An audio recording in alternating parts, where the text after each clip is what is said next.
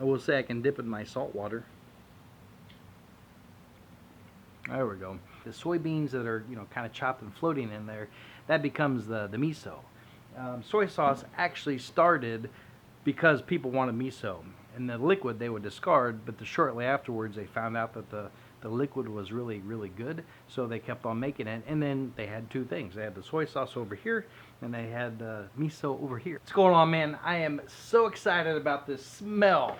This one, if you can guess what it is not sugar I put on these beans. It's the soybeans that have been cooked and been lightly dusted, ever so lightly dusted with the Koji Spores, which is a mold spore. So there's 3 different kinds of fermentation. This is one of them, fermentation with mold. So the soy sauce starts out with the regular soybeans that you get in the store. Let those soak overnight, boil those, took me 4 hours, and then let them cool down to about 90 degrees. Lightly put the Koji on there, the Koji Spores, give it a mix, leave it out.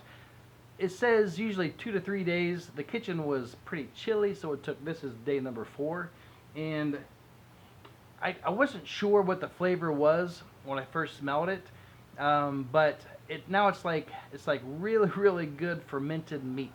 So like prosciutto or something. Like it's nuts. And actually, I know now why you can do a dry aged, a fake dry aged steak by putting the Koji Spores on there and letting it kind of do this, because it is so awesome. I made some soy sauce a couple years ago, and it never came to. I use the edamame, which it's a younger soybean, and after research, protein content of the soybean really makes the difference with color, with flavor mostly.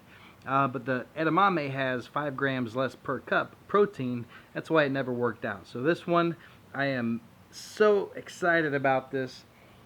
Oh man, I can already tell that it's going to be out of control awesome. Here's the edamame soy sauce. This one, and I've kept it outside for a year because when I was, during my research, I was noticing that a lot of places said when you let the sun hit while the soy sauce is brewing, then that will help darken the flavor. You can see this has been literally in the sun for a year.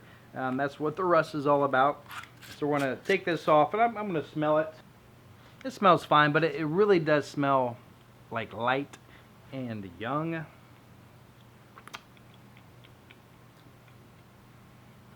The flavor is definitely better than what it was before. It's come a long way. We may strain this out. You're supposed to heat pasteurize it for an hour or so, several hours at 180 degrees. Miso, fermented bean paste.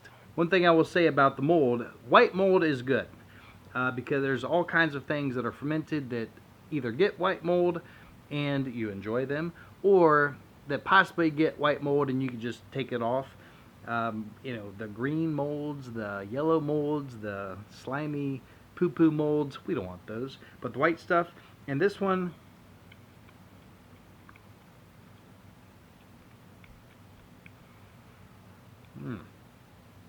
yeah. So what happens is I have 3 pans of the soybeans. Those go into the container, and I have, can you see it? You see it over there? Can't tell. I think you see it. It's about 21% salt water, so it's quite heavy on the salt. You know how soy sauce is, it's salty. And we'll go the beans.